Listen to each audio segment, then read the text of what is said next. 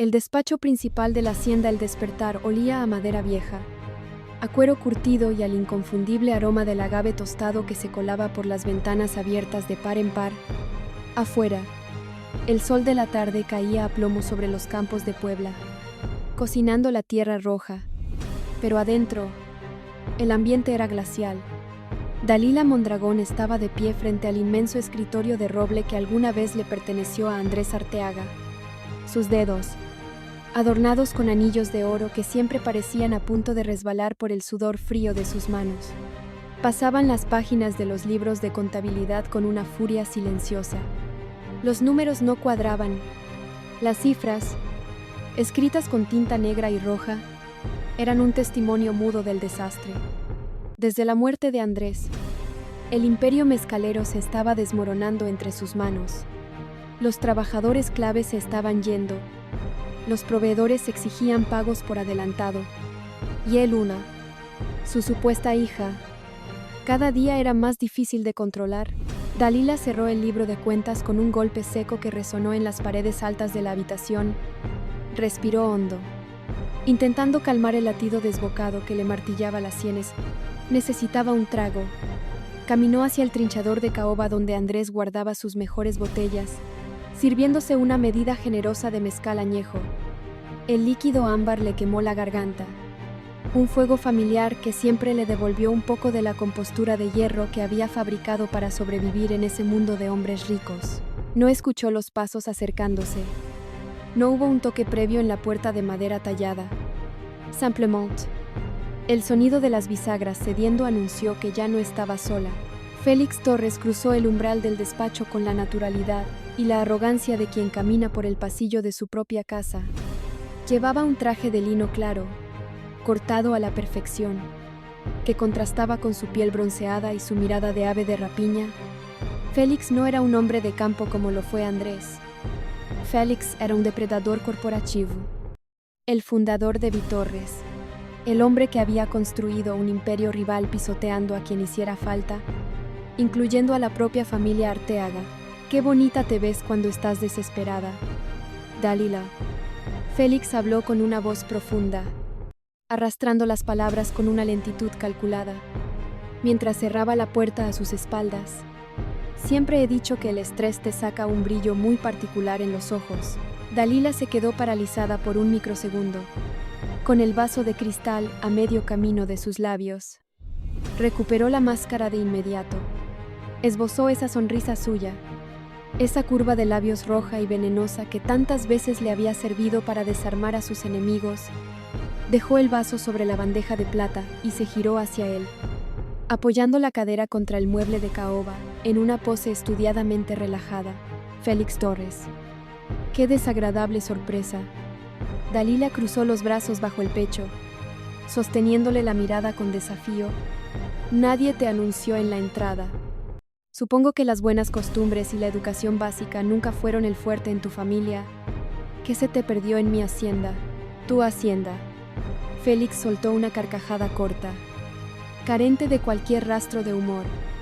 Avanzó hasta el centro de la oficina y pasó 2 dedos por el borde del escritorio de roble, comprobando el polvo. Me parece fascinante la facilidad con la que te apropias de las cosas que no te pertenecen. Esta casa, estas tierras, incluso ese apellido que usas para firmar los cheques sin fondos que me han llegado esta semana. Nada de esto es tuyo, Dalila. Y estoy aquí para recordártelo. No sé de qué estupideces estás hablando. Mi hija Luna es la heredera universal de El Despertar. El testamento de Andrés fue muy claro, y yo soy la administradora de su patrimonio hasta que ella tenga la madurez para manejarlo. Dalila alzó la barbilla, sintiendo que el corazón le daba un vuelco traicionero. Así que te voy a pedir que te des la media vuelta y salgas por donde entraste. Félix no se movió. Metió una mano en el bolsillo interior de su saco de lino y extrajo un sobremanila grueso. Doblado por la mitad, lo dejó caer sobre el escritorio de Andrés con un sonido sordo, definitivo, un sonido que sonó a lápida cayendo sobre la tierra. Andrés era un hombre débil.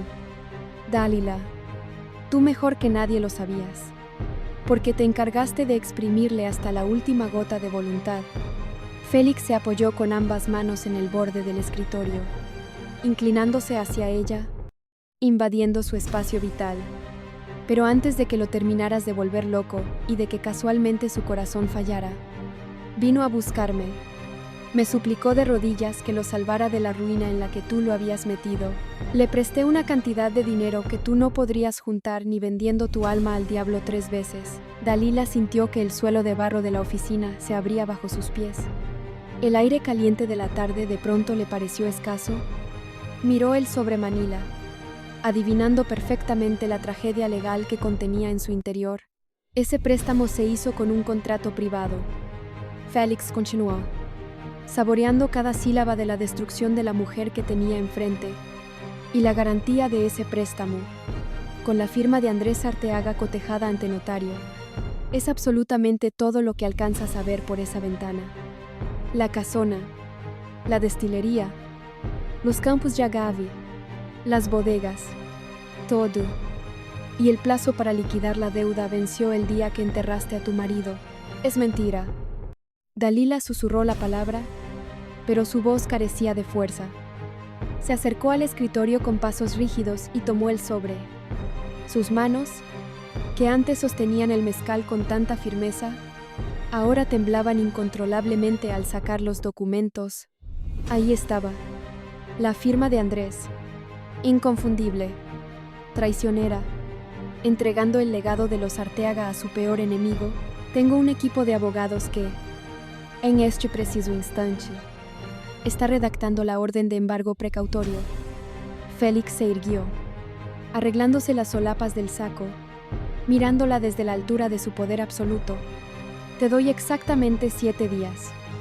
Dalila, 7 días para que me entregues hasta el último centavo de esa deuda con sus respectivos intereses moratorios.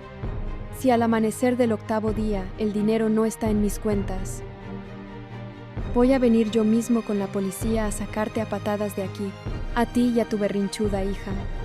Las voy a dejar en la calle, sin un peso, exactamente en la misma miseria de donde saliste hace tantos años. La palabra miseria fue un latigazo en la memoria de Dalila. Por un instante, la elegante viuda de Arteaga desapareció y en su lugar se asomó la niña aterrorizada que caminaba descalza por caminos de tierra. La mujer joven que tuvo que soportar humillaciones indecibles para poder comer, el terror a la pobreza, ese fantasma que nunca la abandonaba, le apretó la garganta hasta casi asfixiarla. No podía perderlo todo. No ahora, no después de haber ensuciado sus manos con sangre, de haber soportado a Andrés, de haber matado, de haber mentido durante 2 décadas enteras. Perder el despertar era perder la vida misma.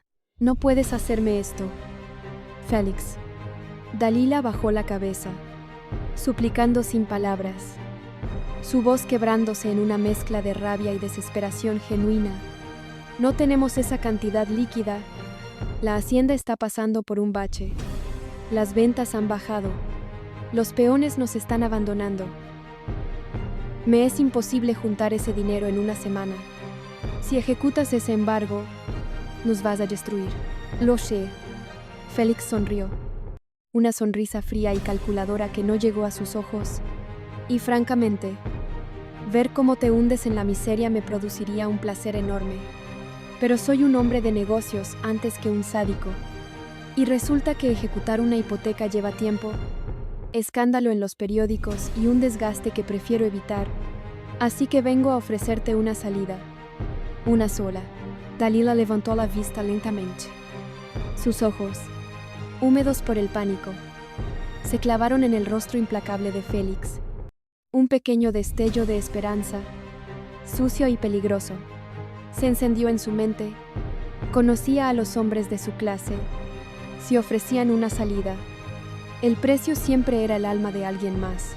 ¿Qué quieres? Dalila soltó las hojas del contrato sobre la mesa, cruzando los brazos de nuevo, preparándose para negociar su supervivencia. A tu hija. Félix pronunció las 3 palabras con una simplicidad brutal. Rodrigo, mi muchacho, necesita sentar cabeza. Necesita una esposa de buena familia, Un nombre respetable que limpie un poco su reputación y que una de una vez por todas a las dos mezcaleras más importantes de la región, Vitorres y El Despertar fusionadas bajo un solo apellido. Mi apellido. Si convences a Luna de casarse con Rodrigo por bienes mancomunados, el pagaré que tienes en tus manos desaparece el mismo día de la boda. Lo quemo yo mismo frente a ti. El silencio en el despacho fue sepulcral, roto únicamente por el canto lejano de las chicharras en los agaves. La mente de Dalila comenzó a trabajar a una velocidad de vértigo, calculando las piezas en el tablero de ajedrez. Casar a Luna con Rodrigo Torres. Entregarle a la muchacha que había criado a un joven arrogante y peligroso. Vender a su propia sangre. O a la que todos creían su sangre, pero los beneficios eran inmediatos. Aplastantes. Si Luna se casaba con Rodrigo, la deuda desaparecía y El Despertar seguiría existiendo, con Dalila maniobrando desde las sombras, como la respetable suegra. Y había algo más. Un premio adicional que le endulzó la sangre envenenada: deshacerse de Saúl. Si lograba obligar a Luna a caminar hacia el altar con el heredero de los Torres, le rompería el corazón al musiquillo muerto de hambre que tantas veces la había desafiado. Destruiría el amor de Luna para salvar su propio pellejo, y lo haría bajo la máscara del sacrificio por la familia. Era un pacto perverso, macabro, un pacto que solo el diablo podría firmar con gusto. Es un trato completamente descabellado. Dalila caminó despacio alrededor del escritorio, acercándose a Félix, con la respiración un poco más pausada, recuperando el control de la escena. Luna está profundamente enamorada de ese muchachito insolente de la guitarra. Saúl. Creen que el amor verdadero los va a salvar de todo. Obligarla a casarse con tu hijo, que es precisamente su peor enemigo, no va a ser una tarea fácil. Se va a resistir con uñas y dientes. Por eso estoy hablando contigo y no con ella.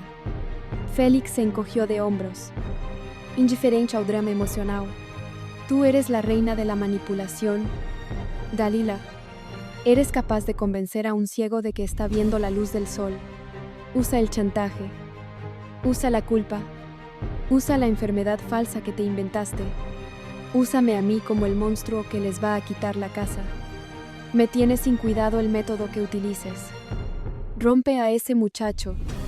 Rómpele el corazón a tu hija.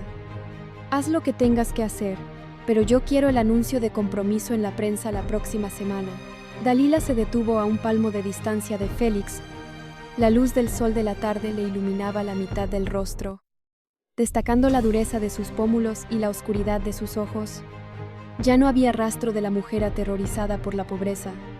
Solo quedaba la estratega implacable, la viuda negra que estaba a punto de tejer una nueva red mortal para atrapar a su presa más valiosa. Y si lo logró. Dalila bajó la voz, volviéndola ronca y cómplice. Si te entrego a Luna vestida de blanco y con la pluma en la mano para firmar el acta, ¿tú me garantizas que mi lugar en esta hacienda es intocable? ¿Que yo seguiré manejando mi parte del negocio sin que tu hijo intente pasar por encima de mí? Félix la miró con una mezcla de repugnancia y genuina admiración. Tendrás tu jaula de oro, Dalila. Podrás seguir jugando a la gran señora de El Despertar por el resto de tus días.